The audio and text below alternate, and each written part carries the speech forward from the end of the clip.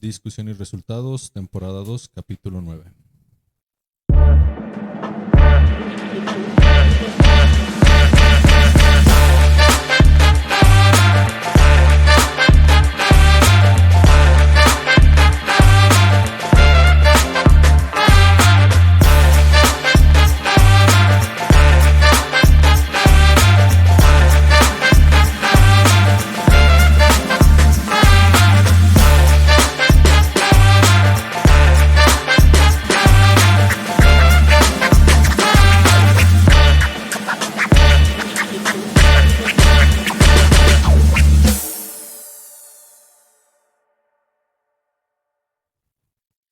¿Qué tal? Buen día, bienvenidos a este podcast titulado Discusión y Resultados, un espacio creado para divulgar productos científicos y tecnológicos reportados por colegas en publicaciones indizadas y por pares. Es un placer estar un capítulo más en esta segunda temporada. Me presento, mi nombre es Juan Manuel Prado Lázaro, soy ingeniero en materiales con especialidad en metalurgia de hierro y el acero y doctorado en ciencias de la ingeniería. En esta segunda temporada pues viene cargada de nuevas áreas, de hecho ya contamos con algunas áreas diferentes y pues temas e invitados de calidad. Me es un placer seguir compartiendo esta temporada y este espacio con un amigo, asesor y colega, el doctor Israel Aguilera Navarrete. Doctor, buen día, ¿cómo se encuentra? ¿Cómo va todo? ¿Qué tal, Juan? Pues muchísimas gracias, Juan. Pues ya como me empezaste a presentar, mi nombre Israel Aguilera Navarrete, soy ingeniero mecánico con doctorado en tecnología avanzada y así como lo mencionas, este espacio que creamos para divulgar los productos científicos y tecnológicos propios y de colegas que ya han sido publicados en revistas indizadas y revisados por pares, aquí tratamos de divulgarlos para que lleguen a una audiencia más grande buscando citas, ¿no? Y tal cual lo has mencionado, Juan, pues ya hemos buscado ahora colegas de diferentes áreas y en esta ocasión va incrementando, ¿no?, la cantidad de las áreas y de los temas que estamos buscando. En este semestre escolar que ya está por terminar, hemos tenido doctores de diferentes institutos, de diferentes universidades, nuevas áreas de interés y buscando también el escenario, cambiarlo un poquito, ¿no? Entonces, vamos a ver, doctor, ¿qué más podemos platicar de esto? Sí, doctor, bueno, como lo bien lo menciona, hemos tratado de conectar con gente de otras instituciones, universidades, países. Ya tuvimos por aquí a un doctor que venía directamente de Colombia, que está haciendo estancia postdoc, y pues esta ocasión, para hacer el último capítulo de esta temporada, el capítulo con gente que entrevistamos, pues viene alguien del otro lado del charco, como le dicen, ¿no? Hablo del doctor Marco Ezequiel, egresado de aquí del Tecnológico Nacional de México, Campus Morelia. Él actualmente se encuentra realizando una estancia postdoctoral en la universidad. En la famosa Sorbona. Sí, como le decía hace rato fuera de cámara, mi francés no es muy bueno, pero pues nos viene a compartir y a discutir un poco uno de sus trabajos derivados de su doctorado en la Universidad de Lille, en la unidad de materiales y transformación. ¿Cómo ve, doctor? Al invitado que tenemos, un invitado de lujo, la verdad. No, pues sí, invitado de lujo, ¿no? Y pues ya es conocido nuestro desde hace bastantes años. Le hemos seguido la pista a su trabajo de desarrollo y ahora trabajo científico que ha publicado. El día de hoy nos viene a platicar sobre su trabajo más reciente, el cual se llama The Liquid Metal Enrichment of a Reactive System at Room Temperature, Alpha Brasses, in Contact with the Liquid Eutectic Galio Indio. Aceptado y publicado este mismo año, 2024, en la revista Engineering Further Analysis de la editorial Elsevier. Para conocer un poco más de nuestro invitado, preparamos una semblanza, la cual vamos a presentar a continuación. Nuestro invitado, el Dr. Marco Alejandro Ezequiel Alvarado, es doctor en Ciencias de los Materiales en la Unidad de Materiales y Transformaciones de la Universidad de Lille, en Lille, Francia.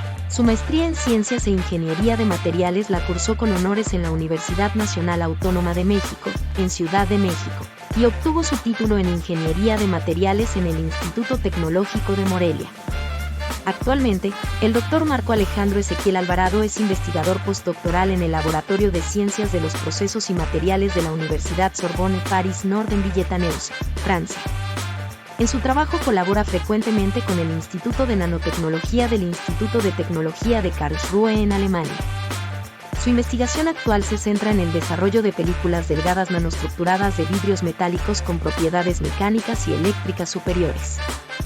Durante su maestría, el Dr. Marco Alejandro Ezequiel Alvarado realizó estancias en el Laboratorio de Procesos e Ingeniería en Mecánica y Materiales en París, y en la Universidad Politécnica de Cataluña en Barcelona. Su investigación se centró en el estudio de la deformación plástica severa mediante el proceso de ondulación-enderezamiento repetitivo aplicado a aleaciones de aluminio-magnesio. En su investigación doctoral, el Dr. Marco Alejandro Ezequiel Alvarado contó con colaboraciones con el Laboratorio Pi en París y con el Laboratorio de Mecánica Paris-Saclay. Su tesis se centró en los mecanismos de fragilización de aleaciones cobre-zinc por el eupéctico galio indio.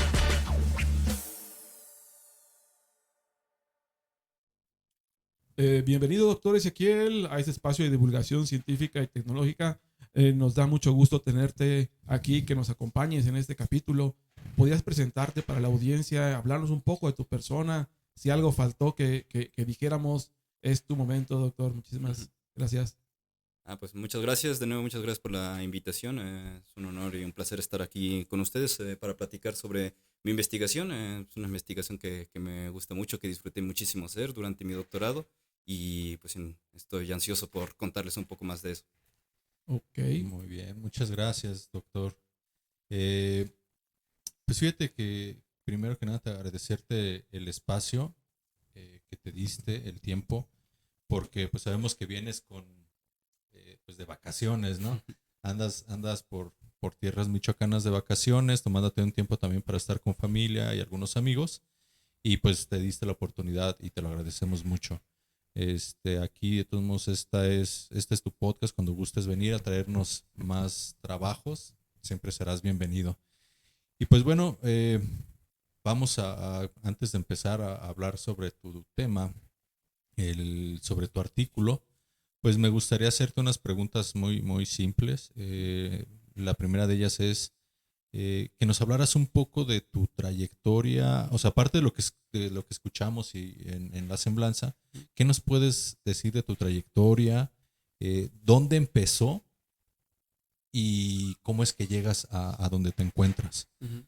Y ahí entre esa misma pregunta, algo que nos haya faltado mencionar en tu semblanza. Uh-huh. No, pues todo empezó justo en el lugar donde estoy en este momento, en materiales, en el TEC de Morelia, alma mater. Y sí, bueno, mi interés por la investigación salió de estancias del FIN que hice durante algunos veranos de investigación científica, que me hizo descubrir qué era la investigación, cómo se hacía la investigación, y fue por ahí que ya empecé a orillar por esa parte. Entonces, digamos que en la parte de investigación mi interés nació por ahí. Y bueno, por lo demás ya se dio con la semblanza. Terminé aquí la ingeniería de materiales, después hice la maestría en la Ciudad de México. Para mí fue, bueno, puedo decir que una de las razones por las que me fui a la Ciudad de México fue por otro egresado de aquí, del Tecnológico Nacional de México, de Morelia, el doctor Ignacio Figueroa. Que por ahí venía a dar pláticas, y esas pláticas me motivaron a decir, pues, ¿por qué no? ¿Por qué no me voy para allá a hacer una maestría? Y pues bueno, ya después me fui a Francia, seguí el doctorado y ahora sigo allá trabajando. Muy bien. Fíjate que me pasó similar a tu caso. También llegué a trabajar ahí con el doctor Ignacio Figueroa a hacer mi tesis de licenciatura. Marco, ¿cómo llegas a la Universidad de Lille, que es donde estuviste haciendo este trabajo, y cómo eliges este grupo de trabajo? Porque va de la mano, cómo te eligió el grupo, tú elegiste la universidad te llama, ¿cómo estuvo ese asunto por ahí? Sí, pues esto salió del hecho de que yo durante la maestría hice una estancia en París de un mes, y en esta estancia de París, que fue en un laboratorio que se llama PIM, que es parte donde hice mi tesis, trabajé con el doctor Chet Libraham, Y pues ahí estuvimos trabajando durante un mes y pues le gustó cómo estuve trabajando. Y la serendipia hizo que durante una charla del café, años después, cuando ya había terminado yo la maestría, bueno, un año después, no tanto, eh, él discutiendo con otros colegas, estaban buscando un doctorante y pues Chetley le platicó de mí, le dio buenas referencias y entonces ya el profesor Thierry Auger me contactó y empezó como el proceso de selección. Me contactó a mí y a otras personas, obviamente, ya después de entrevistas y de ver, bueno, a mí me gustó mucho el tema. Durante la maestría, como se mencionó en la semblanza, trabajé con deformación plástica severa y ahora era un cambio de tema. Seguía siendo pues un tema de metalurgia, de materiales, pero pues era un cambio de tema de investigación y me llama la atención hacer este cambio. Entonces, para mí cuando me platicaron de esto, sí, era como la oportunidad que estaba esperando. Entonces, me llamaron de ahí y así me contactaron y así fue. Muy bien. Y finalmente, para poco a poco entrar ya a la dinámica del artículo, de acuerdo al título que nos vienes a presentar, ¿cómo eliges la revista? ¿Te la proponen? Ya habías colaborado en algún trabajo ahí? ¿Cómo se eligió esta revista? Bueno, el tema de la fragilización por metales líquidos es un tema un poquito de nicho, no hay tantas investigaciones que estén haciéndose en el mundo. Y esta revista históricamente es una de las revistas que había estudiado uno de los primeros modelos que se propusieron para estudiar la fragilización por metales líquidos. Y de hecho hicieron en esta revista, habían publicado uno de los ahora editores, publicó su estudio de fragilización por metales líquidos y yo, de hecho, en esta revista, digamos que voy a la contra de algunos de los resultados que resultaron en ese momento y entonces Ok. a mí se me hizo que el mejor lugar para poner estos nuevos resultados, este nuevo pasito de esta investigación que se hizo hace muchos años, pues era en esta revista. Entonces, así fue como lo escogí. Ok. Bueno, por ahí, doctor, ¿nos puede empezar a marcar Sí. cuál es la dinámica? Sí, bueno, vamos a empezar. Pensé que tenías otra pregunta, Juan Jesús. No, sí, no se preocupe, doctor. Bueno, Marco, la dinámica de esta entrevista es que primero vamos a empezar a cuestionarte sobre tu trabajo publicado. El doctor Juan y yo vamos a tratar de establecer algunas preguntas. Tú siéntete libre de respondernos con el tiempo que gustes. Te vamos a apoyar con imágenes para enfatizar tu trabajo y si requieres mover o agrandar o cualquier detalle de tus imágenes, siéntete libre de hacernos saber. Pero primeramente, el doctor Juan y yo vamos a establecer lo que entendimos de tu trabajo y después vamos a profundizar con las preguntas que comentamos. Entonces, doctor Juan, si me Sí, ayuda claro. con la primera presentación.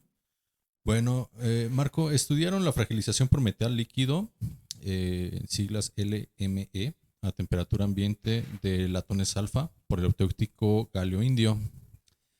El EGAIN, bueno, así es como hace el acrónimo, humedece parcialmente los latones alfa y forma el intermetálico cobre galio 2. Se llevaron a cabo pruebas de flexión en 3 puntos de análisis. En 3 puntos, perdón. Se hizo un análisis de elemento finito y pruebas in situ. Cuando se produce la fragilización por metal líquido, hay una fractura dúctil seguida de una fractura frágil intergranular que se propaga a través de las zonas con mayor deformación plástica. También comentas aquí, doctor Marco, que la sensibilidad de la fragilización por metal líquido aumenta con mayores tasas de deformación, mayor contenido de zinc y mayores tasas de endurecimiento por deformación, lo que sugiere un papel significativo de la movilidad de distorsión de la fragilización por metal líquido y una falla de influencia del intermetálico cobre galio 2. Doctor Ezequiel, planteamos de una manera simple y ligera lo que entendimos de tu trabajo.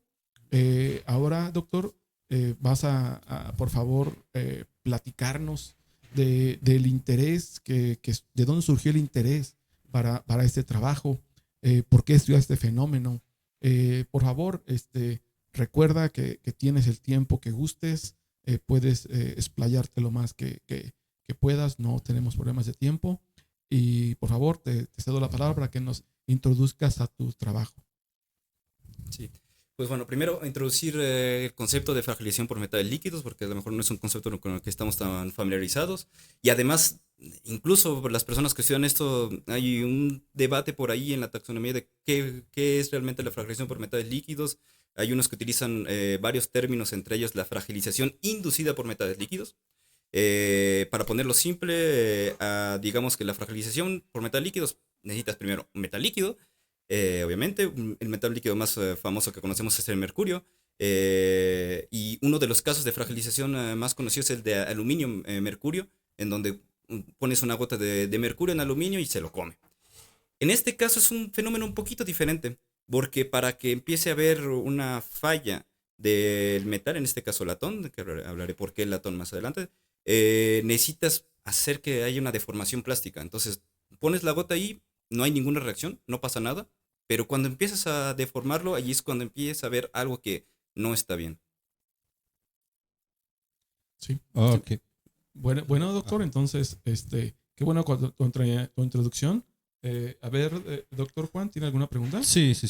Marco, bueno, vamos entrando un poco a lo que viene siendo los métodos y los materiales ensayados. ¿Nos hablas sobre algunas propiedades de estos, de estas aleaciones? En este caso son los latones alfa. ¿Por qué estas aleaciones y por qué se realiza en estas aleaciones? Espérame, doctor. Sí. Ahí estás. ¿Por qué estas? Bueno, todo esto viene de la necesidad de entender este fenómeno, porque como les digo, es un fenómeno que se desconoce muchísimo de él y sí tiene hay algunas aplicaciones cotidianas en donde aparece este fenómeno. O sea, primero voy a explicar en dónde aparece y por qué escogimos algo que no tiene nada que ver. Este fenómeno aparece mucho en la soldadura de aceros galvanizados. Cuando se hace soldadura por puntos, por ejemplo, el zinc se convierte en líquido y el zinc líquido puede fragilizar el acero. Y entonces, pues todo se rompe y no se quiere eso. El problema es que no puedes estar analizando tan fácilmente el zinc líquido con el acero, porque para que tener zinc líquido te necesitas calentar muchísimo. Entonces hacer un estudio de esto a las capacidades tecnológicas actuales es muy limitante, no puedes saber muchísimas de las cosas que realmente están pasando. Entonces buscamos un sistema que pudiera presentar este mismo fenómeno de fragilización por metales líquidos, pero que al mismo tiempo fuera fácil de estudiar. Entonces por eso buscamos primero un metal líquido que fuera líquido a temperatura ambiente, el eutéctico galio indio. Bueno, al principio podríamos pensar, ¿y por qué no el mercurio? Bueno, el mercurio no lo tienes que oler, no lo tienes que tocar, necesita muchísimas adecuaciones de laboratorio. Y el galio indio no, en realidad la única limitante es no comérselo. Todo lo demás incluso lo puedes tocar con tus propias manos, no es nada tóxico. ¿Y por qué el latones alfa? Pues es uno de los metales sólidos que presenta sensibilidad a este fenómeno en contacto con el galio indio. Ok. En tu artículo, de hecho, presentas una tabla donde hablas sobre los elementos de estas aleaciones.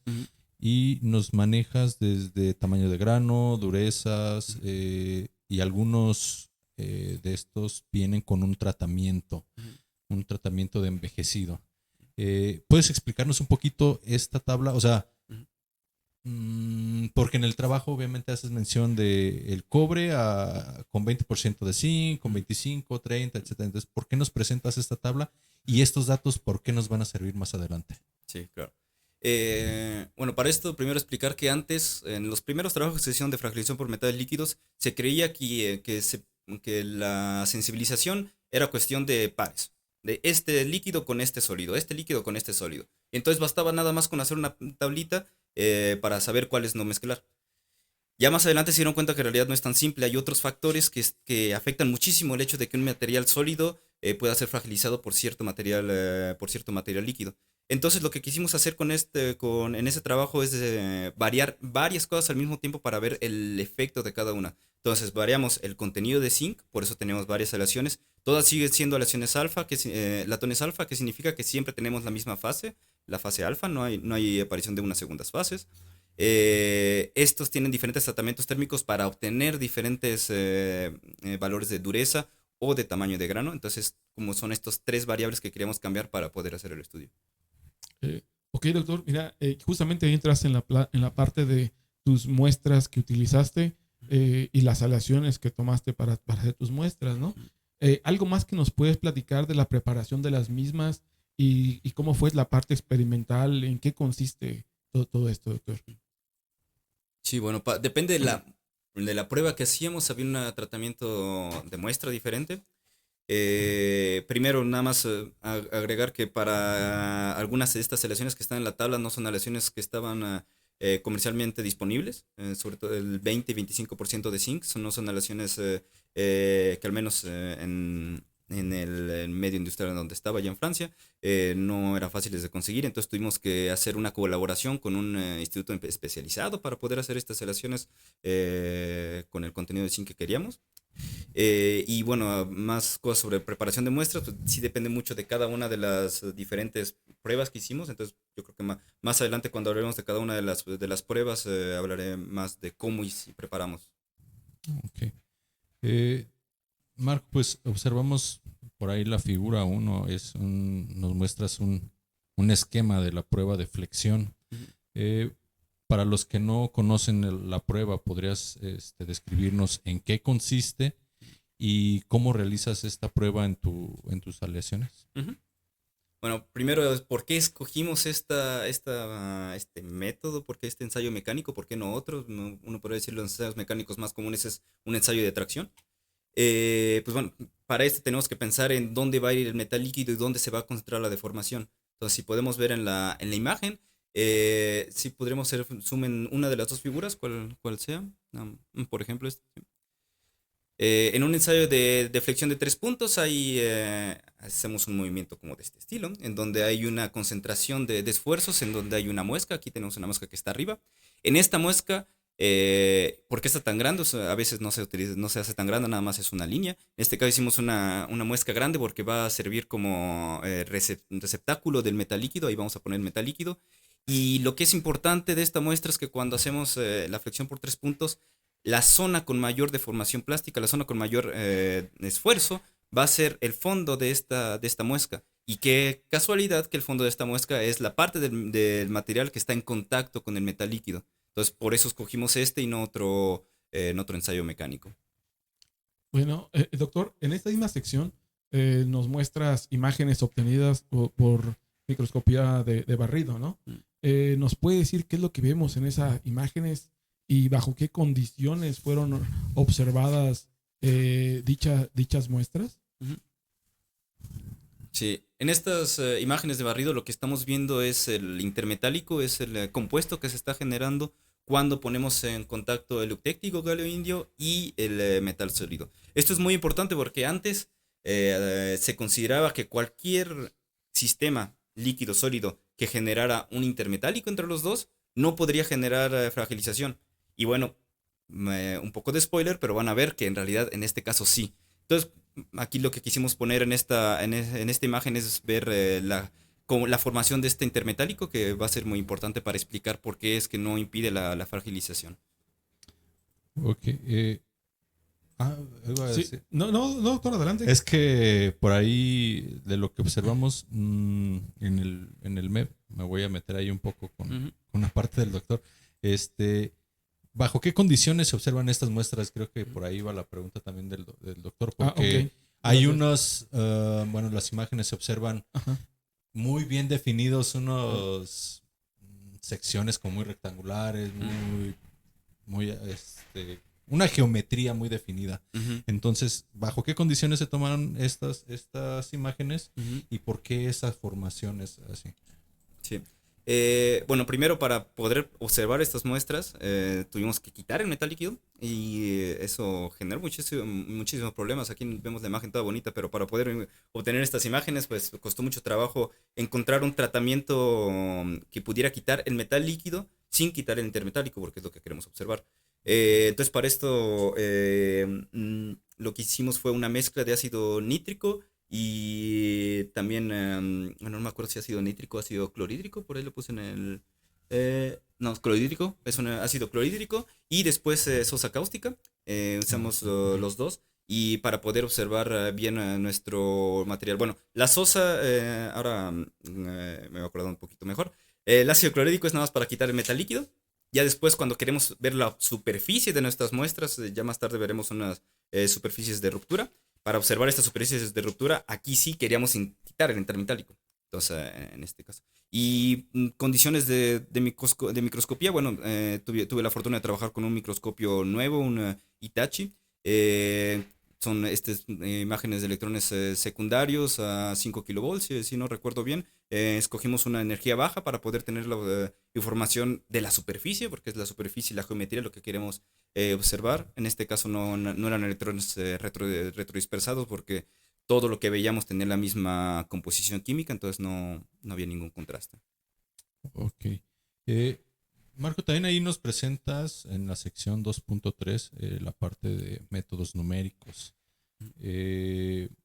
Nos presentas un modelado por elemento finito que corresponde precisamente a la parte de la prueba de flexión, lo que mencionabas de la muesca. ¿Puedes platicarnos de este modelado, las condiciones que tomaste o qué fue todos los datos que tomaste para poder realizar este modelado? Sí, bueno, para hacer este modelado, primero lo que necesitábamos es definir el material, obviamente. Para esto hicimos una prueba de tracción en este material con un método que se llama DIC, Digital Image Correlation. No recuerdo cuál es su traducción en español, pero el chiste es seguir la deformación de una probeta de tracción con una cámara, y entonces con esto puedes obtener una curva de esfuerzo de formación que describe bien el material, que es la curva de esfuerzo de formación que vemos en la imagen a la derecha, y con esta definición del material podemos hacer nuestra geometría, definir los valores de frontera. En este caso aprovechamos el hecho de que hay simetrías, hay dos planos de simetría. Entonces aplicamos esos dos planos de simetría y nada más hicimos un cuarto de la probeta para optimizar los tiempos de simulación. Antes de pasar, doctor, Sí. ahorita se me vino esta pregunta. ¿Qué más datos metes? O sea, porque podemos hablar de composición química, podemos hablar de temperaturas, por ejemplo, la prueba de tracción, pero metes algo más. O sea, tú puedes manejar ahí, por ejemplo, el tamaño de grano, no sé, ¿qué otras cosas ocupaste para esta parte? En este caso, solamente para esta simulación, optamos por nada más hacer un material, porque lo que nos interesaba era la distribución de deformaciones, de esfuerzos y deformaciones. Y entonces no nos interesaba tanto meternos con todas las composiciones, eso hubiera llevado muchísimo tiempo. Entonces, en esta simulación específica, nada más utilizamos la curva de esfuerzo de formación. Consideramos sin fricción incluso los apoyos. Intentamos hacerlo realmente lo más sencillo posible. Lo que sí implementamos es un modelo de daño, porque queríamos ver cómo se iba generando el daño de deformación dúctil. Es un modelo de Gurson, Vegard, Nielsen, en donde lo que se hace es simular la creación de porosidades durante la deformación. Y porque pensamos que esta creación de porosidades afecta la distribución de esfuerzos y entonces va a venir a afectar la aparición de la fragilización por meta de líquidos. Pero bueno, nada más para redondear un poco la pregunta, en este caso nada más metimos un solo material.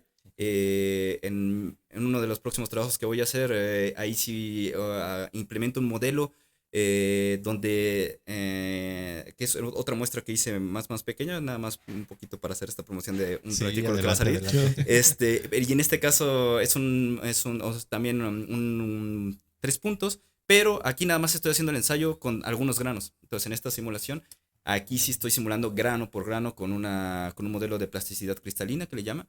Pero bueno, eso es para otro trabajo. Perfecto. Ok, doctor, pues muchísimas gracias por platicarnos ya tus métodos y planteamientos para establecer tu investigación de una manera correcta. Ujú. Pero ahora nos gustaría que nos platicaras sobre los resultados, Ujú. lo que obtuviste. Por ejemplo, primeramente, algo interesante que tenemos ahí, eh, la, la influencia del zinc. Ujú. ¿Qué influencia tiene el ángulo de contacto con el contenido del zinc que encontraste? Bueno, hablando del ángulo de contacto, a lo mejor para las personas que no están familiarizados con el término, el ángulo de contacto se refiere a cuando tú pones una gota encima de cualquier sólido, qué ángulo se forma en el punto triple, donde está el líquido, el aire y el sólido. Este valor, cuando es muy alto, significa que no moja el material, que está como una bolita, como una gota que no se quiere juntar con el sólido, se queda ahí. Cuando este valor es bajo es cuando ya se expande, se desparrama encima del sólido. Y bueno, ¿por qué esto es importante? Porque, como les dije, para que haya fragilización por metal líquido necesitas líquido sólido, pero también un buen contacto entre ellos dos. Si no hay un buen contacto entre ellos dos, nunca va a pasar nada. Y nosotros queríamos saber si, primero, si había buen contacto entre nuestros materiales con el sólido, entre el sólido y el líquido, y si había un efecto del contenido de zinc. Y justo lo que vemos en esta gráfica es que el ángulo de contacto, primero, tiene valores por debajo de 60, entre 50 y 35 me parece. Y tiene bueno, ya estos valores son considerados como que el material está mojando. Nada más por referencia, cuando está encima de 90 se considera que que ya no moja el sólido. Por debajo de 90 se considera que hay una mojabilidad parcial. Nada más es cuando tenemos un ángulo de cero que es muy poco frecuente, que tenemos una mojabilidad perfecta. Pero bueno, y aquí vemos en la gráfica que hay una pequeña dependencia del ángulo de contacto con el contenido de zinc. Eso significa que a mayor contenido de zinc va a haber una mejor mojabilidad del líquido sobre el sólido. Pero pues ya que estamos en esto, doctor, a ver, danos un adelanto, danos el spoiler, ¿cuál sería la condición ideal para estos resultados? Para generar este texto, porque bueno, por una parte, lo que quieres, para que haya fragilización, el menor ángulo de contacto es lo mejor. Entonces, por aquí podríamos empezar a pensar, tal vez el contenido de zinc, a mayor contenido de zinc, hay mayor fragilización por metales líquidos. La respuesta es sí, pero no nada más por esto. Pero sí es uno de los factores que va a terminar afectando eh, este, este fenómeno. Ok, muchísimas gracias. Eh, También entendemos que la aleación de cobre con el 30% de zinc mostró mejor sensibilidad para la fragilización por metal líquido. Y de hecho en las figuras 5 y 6 nos muestran los resultados de las pruebas mecánicas. Ujú. Y pues aquí sería como más que nos describieras qué es lo que ocurre en esta prueba mecánica, Ujú. pero más que qué es lo que ocurre, qué es lo que hay detrás de esto, ¿no? O sea, qué es lo que ocurre internamente, qué es lo que pasa. Sí. Entonces, sí, podríamos ver tal vez la imagen, Ajá. la parte A, yo creo que sería mejor. Mejor que le vea la parte A. Ajá, Ok, por voy a favor. hacerlo un poquito más grande. Ujú. A ver, así. Sí, está perfecto. Entonces, si nos enfocamos ahorita por lo pronto en las curvas de la parte A, lo que tenemos es unas curvas de flexión por 3 puntos. Entonces, en las curvas de flexión por 3 puntos, de forma similar como las pruebas de tracción, tenemos una parte elástica, que es la parte lineal al principio, y después empezamos a ver a observar una parte plástica, ¿no? Entonces, una cosa interesante es, primero, las partes que están sólidas son los metales, las curvas que están sólidas son las que son con metal líquido, las que están puntilladas son las que están hechas al aire, sin ningún metal líquido. Y una cosa interesante es que se parecen muchísimo hasta cierto punto, hasta más o menos un valor de 1.2 de desplazamiento. Las curvas son casi idénticamente las mismas. ¿Qué es lo que está pasando? Que cuando nos pasamos a un valor de desplazamiento más elevado, aquí observamos una caída drástica de la fuerza. Si lo comparamos con las probetas que fueron hechas en el aire, aquí vemos que hay una caída más dulce, más suave de la fuerza, y esto nos está dando una primera indicación, no es la única, es la primera indicación de que hay una fragilización, de que hay realmente un cambio de las propiedades mecánicas del latón en contacto con el metal líquido. Pero que este cambio pasa hasta valores muy tardíos de desplazamiento, no pasa luego, luego, sino ya hasta que tenemos un nivel de deformación plástica bastante elevado. Ok, esto, perdón, ocurre en los dos casos, porque bueno, en uno manejas diferentes velocidades. Sí. Entonces, en el segundo sí veo en el inciso B, vaya, veo una diferencia en los resultados. ¿Esto a qué se debe? Porque en uno tienes, como dices, bueno, ahí dice material recibido y otro que ya tiene un tratamiento térmico, ¿no? Sí, sí. Aquí lo que queremos ver es si podíamos hacer que con un tratamiento de recocido podríamos disminuir la sensibilidad de la aleación con 30% de zinc. Y al ver con estas curvas podemos observar un comportamiento bastante similar. Esto es, hasta cierto valor de desplazamiento las curvas son bastante similares, y en las probetas que están ensayadas con metal líquido hay una caída drástica de la fuerza, mientras que en otros no. Entonces, en este caso, el hecho del recocido no cambió la sensibilidad de la fragilización por metales líquidos. ¿Sería todo, Juan? Sí, sí, sí. Bueno, entonces, fíjate que yo tengo otra pregunta de eso mismo, ya aquí me ando metiendo, ¿no? Pero ya mi pregunta va sobre la figura 7, donde muestras detalles microscópicos del material.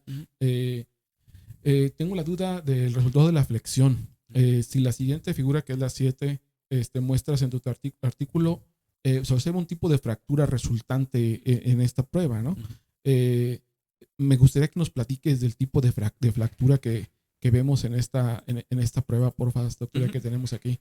Sí. ¿Podrías poner la parte de arriba para... Me gustaría que primero mostrar esta imagen, que es la número A, o la letra A.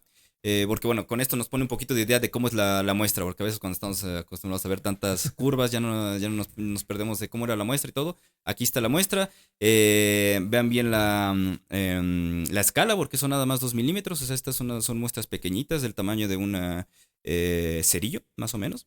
Y bueno, aquí está el metal líquido, lo que es lo brillante que se ve arriba. Y esta es una probeta después de que fue flexionada por 3 puntos. Después la limpiamos y ahora sí la podemos ver en el microscopio, que sería la imagen B. Entonces, en esta imagen B lo que nos interesaba ver es la fractura, cómo fue el modo de que se fracturó este material. Para referencia, este material sin metal líquido se fractura de forma dúctil. Las fracturas dúctiles se ven con unos... no conozco el término en español, pero bueno, en inglés son los dimples. Que son estas especies de pozos que se generan cuando hay una deformación, porque primero hay una aparición de ciertas porosidades dentro del material y después empiezan a crecer y coalescer y hasta generar una fractura. Pero en este caso no vemos eso. En este caso, bueno, vemos en parte eso, pero vemos una fractura que tiene también unas facetas, sobre todo en la figura D. ¿Ves? Donde se pueden ver un poquito mejor estas facetas. Estas facetas corresponden a los bordes de grano. ¿Qué es lo que está pasando? Lo que está pasando es que este material se está fracturando entre los bordes de grano. A diferencia de cómo se fracturaría de forma normal, vamos a decirlo, sin metal líquido, en lugar de fracturarse con la creación, coalescencia y crecimiento de porosidades, aquí hay una debilidad del borde de grano y entonces la fractura está pasando por ahí. Pero al mismo tiempo, los primeros milímetros de la aparición de la fractura, seguimos viendo estos dimples, que que se ven mejor en la figura F. Estos dimples son, de nuevo, característicos de fracturas dúctiles. Entonces, esto es como que fue nuestro primero gran misterio de este material, es por qué tenemos un modo de fractura mixto. ¿Por qué tenemos dimples que nos dirían que el material es dúctil, pero después tenemos una fractura intergranular que nos dice que nuestro material es frágil? Entonces, aquí, cuando hablemos de la siguiente figura, voy a explicar un poquito de por qué tenemos este fenómeno. Sí, de hecho, mi pregunta va para la siguiente figura, que es la figura 8, para tratar de complementar la parte de la fractura. Que si nos haces el favor de explicarnos lo que vemos, Sí. qué tipo de fractura es esta entonces, porque si ya me queda la duda de si es dúctil, es frágil, o qué es lo que está ocurriendo, y lo que vemos realmente en el análisis de este EBCD, por favor. Ujú. Sí, bueno, lo que queremos hacer con el análisis de EBCD es confirmar si realmente hay una fractura dúctil al principio, porque de nuevo es algo que no se esperaba para nada. Y entonces para poder confirmar esto, pues una de de los sellos principales de la fractura dúctil es que hay mucha deformación plástica. Entonces, ¿qué hacemos? Vamos a hacer un análisis de EBCD para ver si hay una deformación de los granos. Por eso es lo que estamos viendo en esta imagen. La figura A es la misma, es una cara de la fractura muy similar a lo que veíamos en la figura anterior, pero ahora lo que hacemos es un corte a la mitad y vamos a venir a ver en el plano TDND. Transversal. Ajá. Entonces, no sería el plano RD, o sea, que sería entre TD y ND. Ok, ujú. Y bueno, lo que hicimos análisis de EBCD en las diferentes zonas. Primero en la parte del inicio de la fractura, que corresponde al cuadro C. Y en este vemos que los granos están todos alargados. Esto es debido a que hubo una deformación plástica importante de nuestro material que va de acuerdo con la observación de la fractura dúctil. Entonces, estamos observando una fractura dúctil, estamos observando que hay una muchísima deformación plástica al principio. Y si nos vamos más alejados en la zona donde vemos los bordes de grano, esta fractura intergranular, vemos que casi no hubo deformación plástica. O sea, hubo una fractura sin haber deformación plástica considerable del material. Esto es, por supuesto, una fractura frágil de manual. Entonces, aquí de nuevo confirmamos el hecho de que sí está habiendo una modo de fractura mixta. A principio, en los primeros micrómetros de la fractura, una fractura dúctil y después una transición a una fractura frágil. Ok, doctor. Bueno, ahora fíjate que ya aprovechando y seguimos sobre el tema y tus resultados, ¿no? Ujú.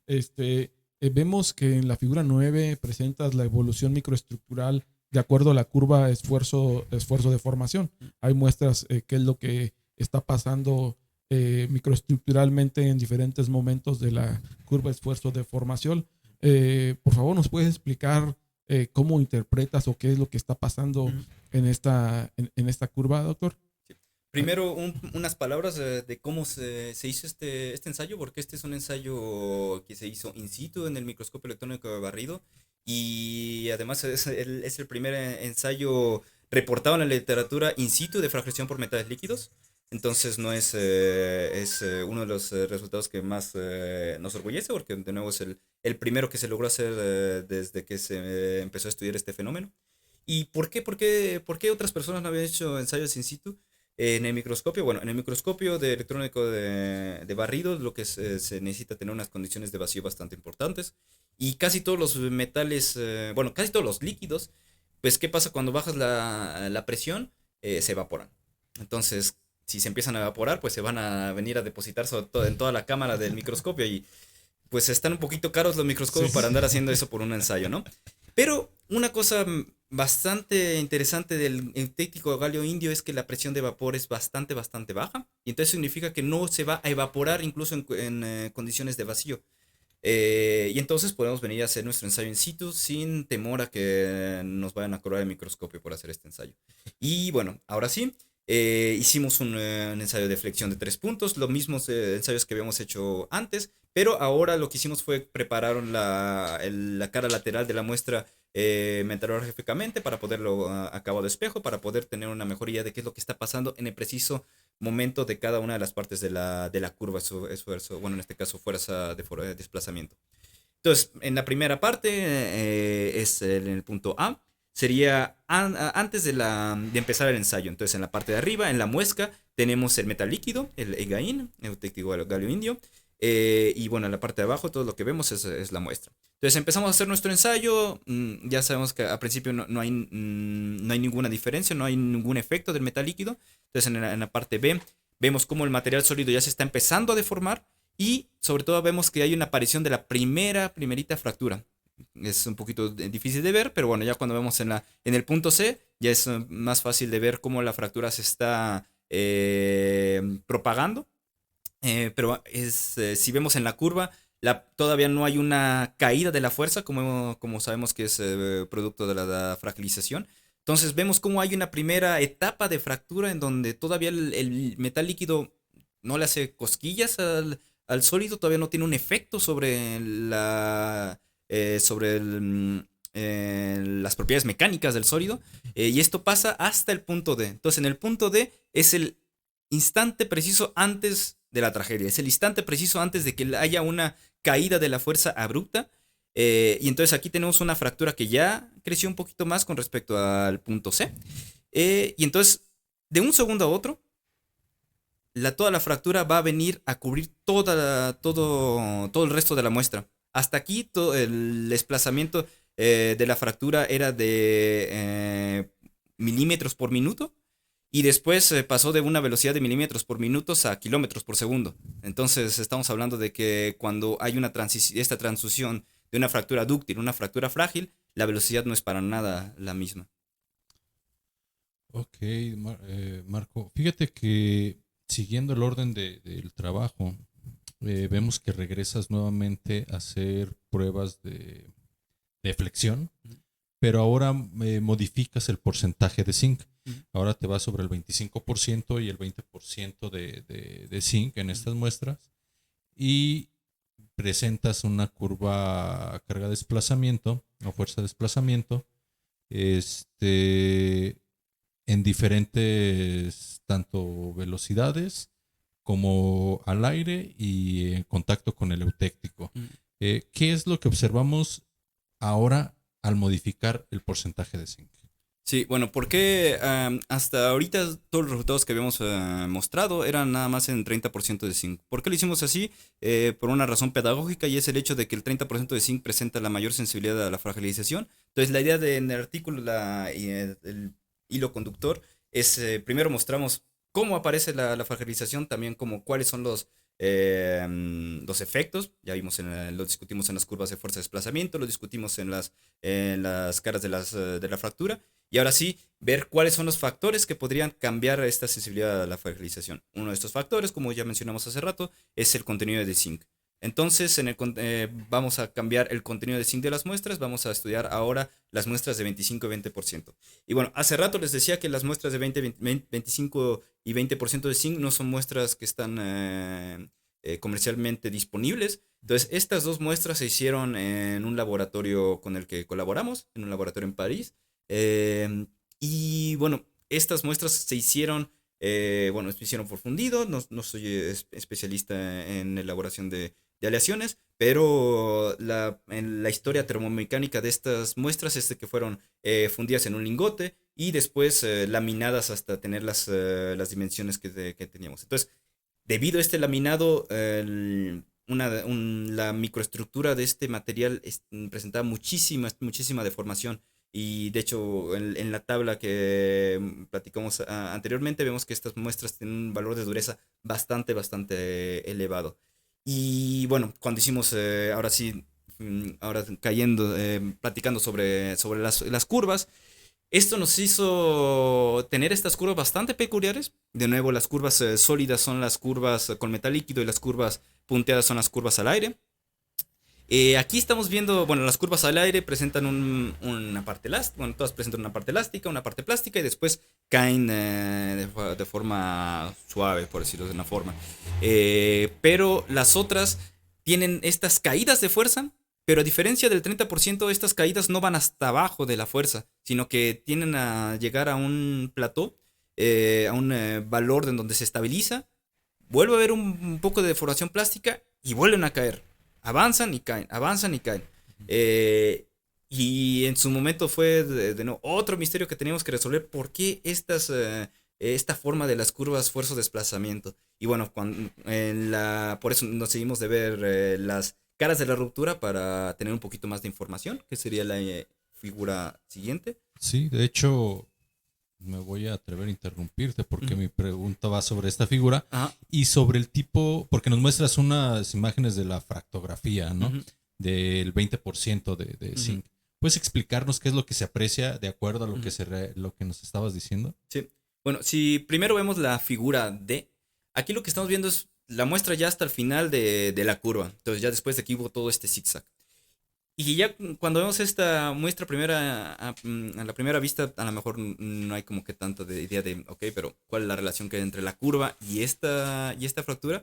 Pero hay que poner mucha atención. Primero, al inicio de la fractura, que es donde están las flechas que indican dúctil. Si podemos hacer esta imagen un poquito más grande para apreciarla mejor. Creo que ¿Esta? sí, perfecto. Entonces, en las flechas que indican dúctil, a mero principio de la fractura, vemos que la fractura está propagándose en la dirección ND. ¿Ok?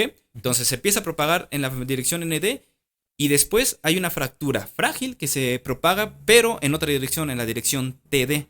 Este cambio de dirección ya lo habíamos visto en la muestra de 30% de zinc y que es que indica que hay fragilización. Y entonces, esta propagación, pero en este caso no es como en el 30% que continúa en toda la muestra, en este caso se detiene en cierto punto. Y después, ¿qué pasa? En el centro hay otra fractura dúctil que se está generando. Y después de un poco de la fractura dúctil, de nuevo una nueva fractura frágil que se está generando y yendo a los lados. Entonces es este proceso de fractura frágil, fractura dúctil, fractura frágil, fractura dúctil, que es que es lo que estamos viendo en el zigzag de la curva fuerza-desplazamiento. Las caídas abruptas son las fracturas frágiles y cuando hay una especie de platón, una especie de valor sostenido, son las curvas, son las dúctiles. Y bueno, en las otras imágenes en la parte A y B, lo que vemos es nada más la confirmación de que son efectivamente fracturas dúctiles y fracturas frágiles. Marco, me voy a atrever otra vez. ¿Este fenómeno que nos dices tiene algún nombre? ¿O ya le pusieron algún nombre o algo así nada más? No, esa es la primera vez que se reporta este movimiento cerrado de la curva. Porque además, o sea, para tener este tipo de fenómeno necesitas unas condiciones bien específicas, que en este caso era el hecho de que tenemos la aleación laminada. Y de hecho, explicando un poquito más allá de por qué es lo que pasa este fenómeno, si podríamos mostrar de nuevo la imagen, por favor. Uh-huh. Les había dicho que estas aleaciones estaban laminadas. Y bueno, por eso es tan importante describir cuál es la dirección de laminado en estas figuras. Es la dirección de laminado y la dirección transversal. Porque es hacia allá donde se van a propagar la fractura frágil. ¿Por qué? Porque la fractura frágil es intergranular. Entonces va a seguir el borde de grano. Entonces, el hecho de que la fractura frágil se vaya de forma completamente horizontal es porque va siguiendo el borde de grano y el borde de grano es completamente horizontal. Pero ¿qué es lo que pasa? Que se va alejando tanto del centro de la muestra que ya el valor de esfuerzo es muy bajo y ya no puede continuar la fractura. Entonces por eso vuelve a haber una nueva aparición de fractura en el centro. Y bueno, para que hubiera estas condiciones fue algo bastante específico que yo creo que si lo hubiéramos pensado y lo hubiéramos intentado a propósito no lo hubiéramos logrado. Bueno, doctor Marco, vemos que también involucras el factor de envejecimiento en tus muestras de 20 y 25. El envejecimiento lo dejas a 1 hora y a 2 horas, a 300 y 350 grados, y parece que tiene las mismas velocidades de desplazamiento. Justamente en la gráfica 12 nos habla sobre estos resultados, ¿no? Pero a ver, platícanos más a detalle sobre los mismos. Sí, bueno, primero en la figura A lo que estamos viendo es un primer tratamiento de recocido a 300 grados de 1 hora. De nuevo, las curvas sólidas son metal líquido, las curvas puntilladas son al aire. Entonces, los diferentes colores indican las diferentes velocidades de deformación. Aquí lo que está interesante es el hecho de que el recocido está cambiando la sensibilidad de esta aleación a la fragilización. En la curva azul, la curva al aire y la curva en contacto de metal líquido, ambas presentan el mismo comportamiento. Es decir, en este caso no hubo fragilización por metal líquidos, solamente por hacer un recocido y por utilizar una velocidad de desplazamiento más baja. Si en esta misma aleación, el mismo material, si utilizamos una velocidad de deformación más alta, aquí sí vemos un efecto de la fragilización. Observamos una caída de la fuerza bastante abrupta, que también fue corroborada observando las caras de la ruptura, obviamente. Pero bueno, aquí vemos específicamente que hay un efecto del recocido que está disminuyendo la sensibilidad de la fragilización y también de la velocidad de deformación. Porque cuando tenemos una velocidad de deformación más alta, ahora estamos impulsando que haya fragilización por metales líquidos. Y pasando a las otras figuras son, bueno, primero la figura B es un recocido a mayor temperatura y a mayor tiempo. Y entonces, ¿qué es lo que está haciendo? Que en este caso, incluso utilizando las dos velocidades de deformación, la sensibilidad desaparece completamente. Entonces, con un tratamiento de recocido, en este caso 350 grados a 2 horas, estás eliminando la sensibilidad de este material a la fragmentación por metales líquidos. Y bueno, nada más terminando con la figura C, en este caso, que es la aleación con 20% de zinc, un tratamiento a una temperatura de 300 grados fue suficiente para eliminar completamente la sensibilización de estas aleaciones a la fragilización. Ok, ok. Bueno, Marco, también nos presenta, o sea, nuevamente vuelves a modificar el porcentaje de zinc. Ahora lo haces a un 15%, y manejas esta aleación igual a diferentes condiciones, velocidades de desplazamiento y un rolado en 10%. Este rolado primero es igual que el anterior a ese porcentaje. Esa sería una de mis preguntas, porque ¿por qué hacer el rolado ahora a este porcentaje? Uh-huh. Sí, bueno, hace rato la respuesta de por qué hacer un recocido, pues era para bajar los valores de dureza, hacer que el grano crezca. Y en este caso queríamos exactamente lo contrario, queríamos que los valores de dureza aumentaran y deformar los granos para que tuviéramos granos más pequeños y deformados y alargados. Entonces, en este caso es como el efecto inverso de si un recocido, o sea, disminuir la dureza y aumentar el tamaño del grano puede disminuir la sensibilización, entonces técnicamente hacer lo contrario también la va a aumentar. Y es lo que vemos un poquito. En este caso nada más poquito hay que aclarar que hubo dos, hace rato no lo expliqué bien, pero cuando hicimos las pruebas de flexión, se hicieron dos muestras. Una de las muestras es la que tiene el tamaño de un cerillo, que es la que vimos hace rato, Uh-huh. y otra muestra está bastante más grande, del tamaño, bueno, no tampoco así, de tamaño de unos centímetros. ¿Qué es lo que pasa? Que en este caso estamos, el tamaño de la muestra va a afectar la distribución de esfuerzos. Y por eso es que la forma de las curvas aquí en esta figura no es tan clara, no estamos observando una fractura que es tan marcada. Entonces, para corroborar que así había una fragilización, tuvimos que observar las caras de la fractura, que bueno, ya no las puse en este artículo porque si no, de por sí ya son muchísimas imágenes. Pero bueno, nomás para, ¿cuál es el mensaje que tenemos que llevarnos de esta figura? Es el hecho de que en la aleación de 15% de zinc, recibida tal cual como está, no hay ningún efecto del metal líquido, no hay sensibilización a la fragilización, pero una vez que hacemos este rolado, que estamos introduciendo deformación plástica, ahí sí estamos aumentando la fragilización la sensibilidad de fragilización por metales líquidos. Ok, bueno, pues doctor, viene la otra parte, ya hablamos de la parte experimental, pero también tienes la parte numérica, ¿no? La parte donde hiciste tus simulaciones. Uh-huh. Retomando el modelo que ya me hemos presentado anteriormente, calculaste los esfuerzos y la evolución del comportamiento. Tenemos una figura, justamente la figura 14, uh-huh, donde muestras ya una relación entre la simulación y los resultados que obtuviste, ¿no? ¿Qué apreciamos en el inciso A? Siendo que es la curva de esfuerzo de formación que ya habíamos visto, ¿no? Pero tú detállanos, ¿no? ¿Qué es lo que tenemos ahí, doctor? Sí, aquí lo que queríamos, bueno, hace rato explicamos de cuáles fueron las condiciones que utilizamos para hacer el modelo, y una de las primeras cosas que tenemos que hacer es ver si el modelo está realmente describiendo bien nuestro experimento, ¿no? Entonces lo que hicimos es, con los datos que le metimos al modelo, simulando todo el esfuerzo, todo el ensayo de flexión de 3 puntos, comparamos la curva de fuerza de desplazamiento experimental con la curva fuerza-desplazamiento que obtenemos de la simulación. Estas no son las curvas de tracción que mostramos hace rato, sino las curvas de flexión. Entonces vemos que la está describiendo bastante bien. Hay algunas pequeñas variaciones en la parte elástica, pero esto es normal porque en un ensayo de flexión no estamos controlando también el desplazamiento que tiene que ver con la parte elástica. No es como un ensayo de tracción en donde puedes puedes seguir a detalle este valor de deformación. Entonces por eso que hay una pequeña recorrida hacia la izquierda, pero de todos modos lo que nos interesaba más, que son los valores de deformación plástica, están siendo bastante bien describidos hasta el punto de fuerza máxima que aparece en la curva experimental. ¿Y por qué hasta este punto describe bien? Es por el hecho que nosotros nuestro modelo no aunque implementamos un modelo de daño, no implementamos ningún modelo de fractura.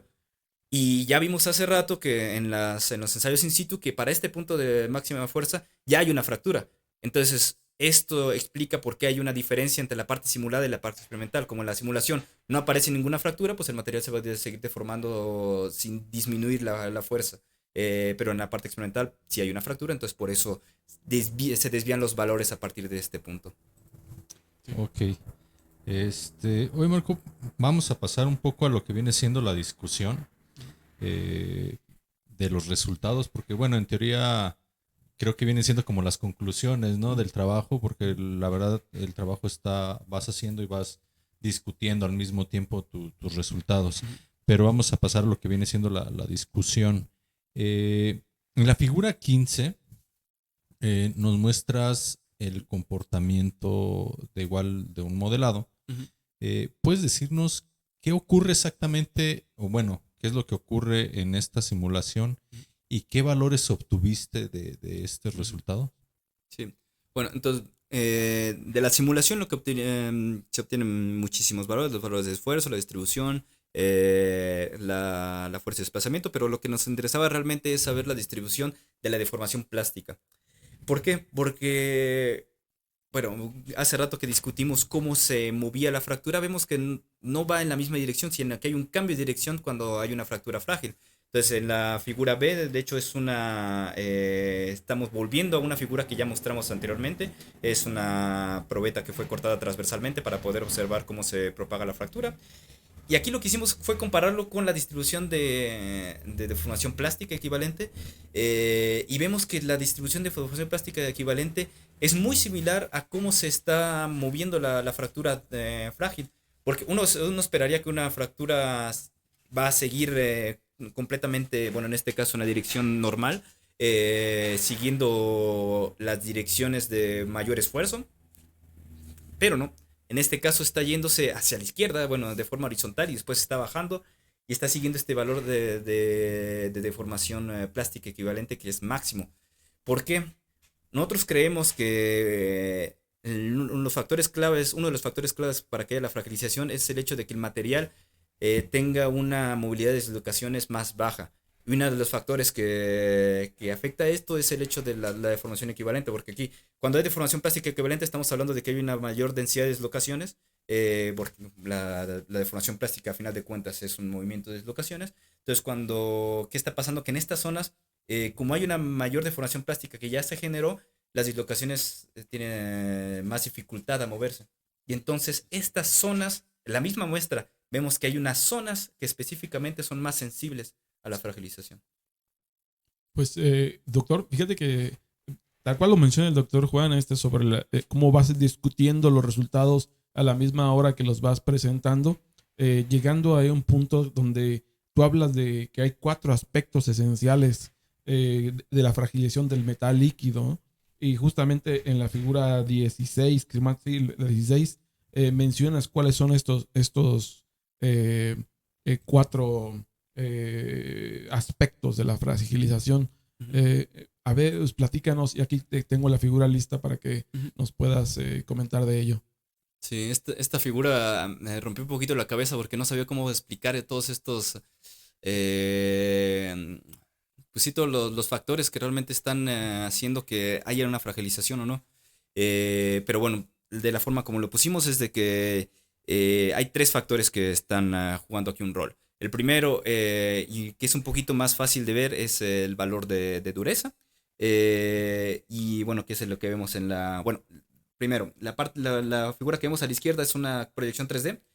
Obviamente no vamos a poder rotar una proyección 3D en papel. En mi computadora se ve bien bonita porque yo podía moverlo de todos lados, pero pues en la impresión en papel no se puede hacer así. Entonces, lo que hicimos fue hacer unas proyecciones para poder explicar un poquito mejor qué es lo que pasa, ¿no? Entonces, cuando vemos la proyección de dureza, vemos que cuando aumentamos la dureza y el valor de strain rate, el valor de velocidad de deformación, hay una mayor sensibilidad a la fragmentación por metales líquidos. Lo mismo pasa cuando aumentamos el contenido de zinc y cuando aumentamos, no, ya, son esos tres: dureza, contenido de zinc y velocidad a la deformación. Entonces, por eso es que en la figura 3D vemos como los puntos rojos, que son los que indican que hay una sensibilidad a fragilización, están como en una esquina. Esta esquina son los valores de dureza más altos, los valores de formación, de velocidad de formación más altos y los valores de contenido de zinc que son también más altos.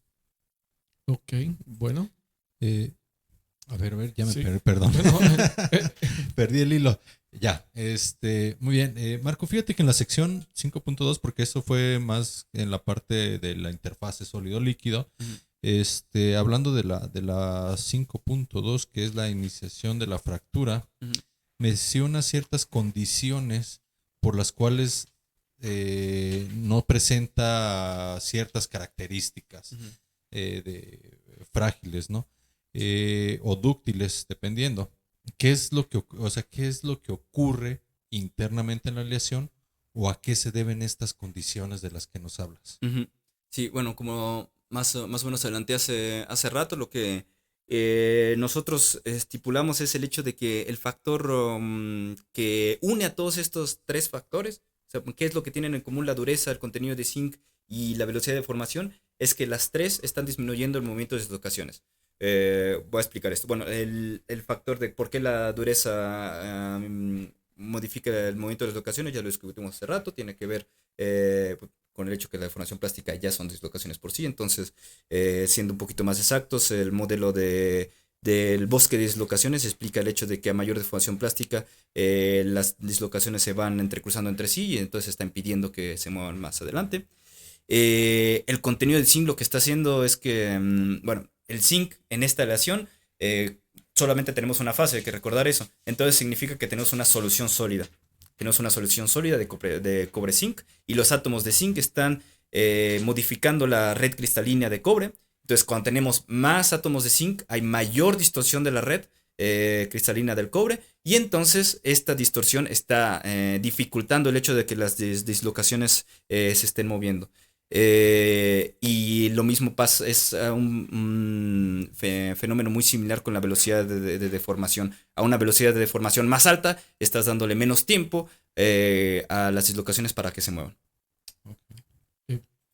Bueno, doctor, ya prácticamente para terminar lo que son tus resultados y la parte donde al mismo tiempo los discutes, nos hablas de los mecanismos de fragilización por los metales líquidos, ¿no?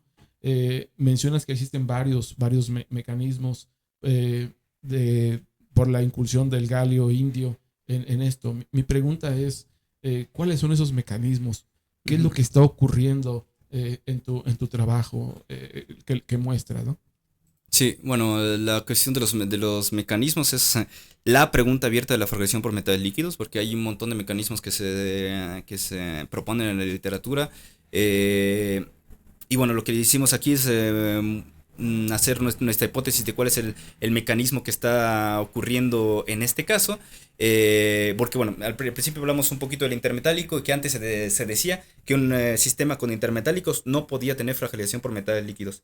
Entonces, ¿qué es lo que está pasando? ¿Por qué el hecho de tener un intermetálico no está afectando? Pues es el hecho de que el intermetálico se está rompiendo al principio por esta fractura dúctil. Entonces se está rompiendo y la fractura dúctil se va propagando, pero aún no tenemos un valor de deformación plástica suficientemente grande para iniciar la fractura frágil. Entonces, como no tenemos esta deformación plástica suficiente, la fractura dúctil sigue propagándose hasta llegar a un punto en donde el valor de deformación plástica es suficientemente elevado para iniciar la fractura frágil y en este caso se propaga de forma súper rápida. Pues bueno, ya ahorita que nos platicaste sobre los mecanismos de fragilización que son bastantes, ¿no? Pues llegamos a la etapa final. Ya en suma de todo lo que tienes, ¿qué concluyes? ¿Con qué cierras tu investigación que presentas en este artículo? Pues cierro con el hecho de que aun cuando utilizamos unas técnicas que no se habían utilizado para poder estudiar el fenómeno, entonces abundamos en este fenómeno un poquito más, pero siguen habiendo un montón de preguntas abiertas, afortunadamente. Este es la verdad es un fenómeno bastante, para mí es bastante interesante, no sé describirlo, o sea, cómo el hecho de que haya nada más un metal líquido puede cambiar tanto el comportamiento mecánico de una aleación. Y entonces me gustaría que se hiciera una de las propuestas. Bueno, yo pongo este artículo para toda la comunidad y lo que me gustaría que alguien tomara y dijera, ¿qué pasa con la movilidad de sus locaciones? Y por ejemplo, alguien que haga simulación por simulaciones atomísticas pudiera hacer esto. Es una de las cosas con las que estoy colaborando con uno de los que también es autor, que es el hecho de comparar un ensayo a una escala más pequeña, que es lo que les decía hace rato de un modelo que simulara cada uno de los granos, que comparar esto con una simulación atomística para poder realmente ver qué es lo que está pasando con las dislocaciones y por qué el hecho de que el movimiento de las dislocaciones se vea limitado está haciendo que la sensibilidad sea mayor. Entonces, Ok, me voy a atrever antes, para seguir cerrando, atreverme a preguntarte sobre, esto va de acuerdo al tipo de aleación con la que trabajas. ¿Qué otras aleaciones tú crees que podrían entrar en este trabajo? O sea, que pudieras decir, es una aleación cobre, níquel, no sé, alguna que tú creas, que tú supongas que podría ser aceptable para seguir haciendo este estudio. Pues yo lo que buscaría, bueno, primero, de nuevo, no hay una tabla que te pueda decir si hay una fragilización o no. Ajá. La única forma hasta ahora, no hay modelo predictivo tampoco, la única forma de definir si un sólido va a estar siendo afectado por el metal líquido es haciendo el ensayo. Entonces es un poco complicado sin este modelo que te pueda predecir, el decir esta aleación estaría bien. Pero bueno, lo que tendría la aleación ideal, sin saber cuál es, para poder ser estudiada. Bueno, primero el metal líquido yo seguiría utilizando el mismo, porque es súper fácil de utilizar, podemos hacer ensayos in situ, y entonces no cambiar el metal líquido. En el metal sólido tendríamos que utilizar una aleación que en un rango alto de composición química siga teniendo la misma fase. Por ejemplo, es una de las razones por las cuales escogimos los neutrones alfa, porque hasta un 30 y tantos por ciento de zinc 32 tenemos la misma fase. Entonces podemos jugar con esa composición química sin meter el factor de que tenemos otra fase, porque ya eso todavía hace más complejo el estudio. Claro. Y por último, sería interesante estudiar un sistema donde no haya formación de intermetálicos. Porque bueno, fue bastante interesante decirle a la comunidad científica, ¿saben qué? Aun cuando hay intermetálicos, puede haber fragilización por metales líquidos. Pero la verdad es que el hecho de los intermetálicos dificulta también el estudio de este fenómeno. Sobre todo cuando hicimos los ensayos in situ en el otro artículo, que esperemos que pronto esté publicado. Pues el hecho de que el metal líquido esté reaccionando con el metal sólido, pues te está cambiando la muestra cada tiempo. Entonces aquí que tenemos muestras de tamaño milimétrico no pasa nada, pero cuando queremos hacer muestras de tamaño micrométrico o nanométrico, pues ahí sí ya nos está moviendo la jugada. Entonces sería como que esas tres... sería como mi lista de deseos a Santa Claus de encontrar un sistema así. Sí. Bueno, mi pregunta era más que nada porque una vez que alguien empieza con un tema de este estilo, llama la atención y no falta quien quiera, obviamente, reproducirlo, pero con una aleación propia. Y ahí es donde uno se empieza a dar de citas, ¿no? Que esto es una de las cosas que te vamos a pedir más adelante. Pero bueno, para prácticamente la entrevista del trabajo pues terminó. Vámonos a una parte para ir cerrando este capítulo sobre lo que te encuentras realizando actualmente. ¿Qué qué estás haciendo, qué trabajas, Ujú. o cuáles son tus líneas de investigación actualmente. Sí, bueno, ahora mismo estoy trabajando en algo que no tiene nada que ver con lo que presenté. Porque ahora lo que estoy haciendo son ensayos micromecánicos, pero en capas delgadas. Entonces, lo que hago es utilizar el método PVD de formación física de vapor para hacer capas de tamaño micrométrico o nanométrico. Hago capas de entre 10 nanómetros a 2 micrones. Y la idea es desarrollar materiales para la industria de la electrónica flexible. Entonces son materiales que van a venir, van a depositarse en un material polimérico y tienen que doblarse y tienen que poder soportar pues todo el circuito sin que se rompa, ¿no? Entonces uno de los materiales que estamos explorando son los vidrios metálicos, son aleaciones amorfas, en este caso de circonio cobre. Y también lo que estamos haciendo es añadir hierro para modificar el orden local de estos vidrios metálicos y poder modificar tanto sus propiedades mecánicas como sus propiedades eléctricas. Y otra mini línea de investigación que viene pegada con esta es el hecho de hacer nanocompósitos. Entonces hacemos multicapas con vidrio metálico y con hierro cristalino. Entonces tenemos estas multicapas y lo que pasa es que en el hierro lo que va a hacer es darle las propiedades eléctricas para que tenga buena conducción.